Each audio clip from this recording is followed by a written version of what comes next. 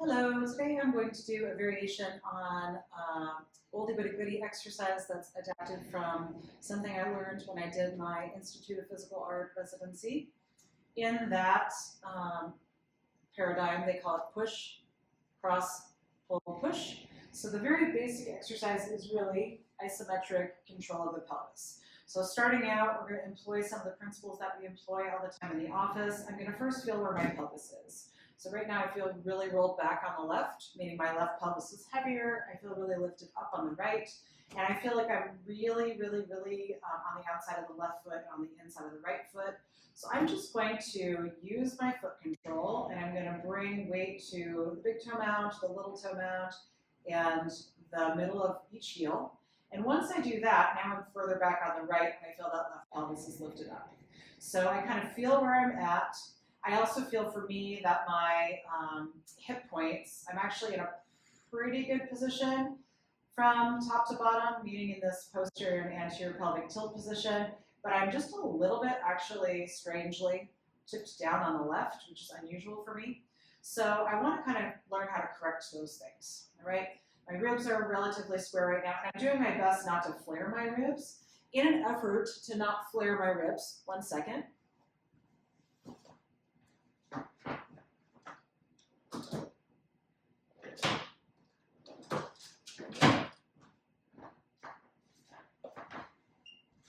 I'm just going to grab something for my neck, because if my chin is up, that's going to, because I have my head a little bit more forward on my rib cage, if my chin is up, that's going to bias me towards this rib flare. So I'm just going to put something under my neck, under my head. So now I can keep myself, this is not the ideal thing, I would ideally use a rolled up towel, but this is what we have. So now, interestingly, I actually feel that I'm more equal on my sacrum, which is a triangular shaped bone between my butt cheeks. I still feel like I'm dropped back on the right, and then now I'm in my normal position where the right hip is down. So that's a testament to you about how much neck and rib position affect the pelvis. Of course, we've talked about this in the office. So I'm going to get myself there. I'm going to take a nice inhale into the ribs. And when I say into the ribs, I mean the back and the sides of the ribs. And I'm going to exhale by creating some tension in the core. As I exhale, I am not rolling my pubic bone towards my navel. So this is not a posterior pelvic tilt. You can think about creating tension by pulling your hip points together and zipping up. You can think about creating tension by flattening your tummy, but it's not rolling the pelvis back, and it's not necessarily drawing the navel to the spine. As I draw the navel to the spine, I might get some of this rib flare, and I don't want that. I want more of a posterior, lateral, full 360 expansion with the ribs, and then a zip, so the ribs can eventually come down. So now that I have that position, I'm going to bring my right leg up to tabletop and my left leg up to tabletop. Hands on the thighs. I'm gently pressing into my thighs so that I feel, and I'm trying to keep the shoulders out of the ears. I want to feel in this position that I'm like creating a little bit of push through the skin and the muscles, almost like I'm trying to touch the bone. And then the force is going to be going up my thighs towards the ceiling. So as I do this, I'm just going to hold. And really ideally, I would hold for like 30 seconds. So I'm trying super hard not to get the shoulders up into the ears.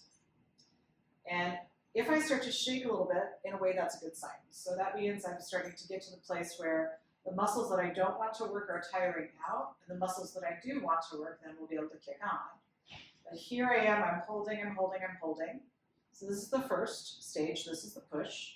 Then I have the cross. So my hand is going to now contact my inner thigh on both sides, and it's really the same type of position. Now I'm trying to push my legs out, and the force is also up. So it's kind of like a two sides of an X, and I'm just going to hold.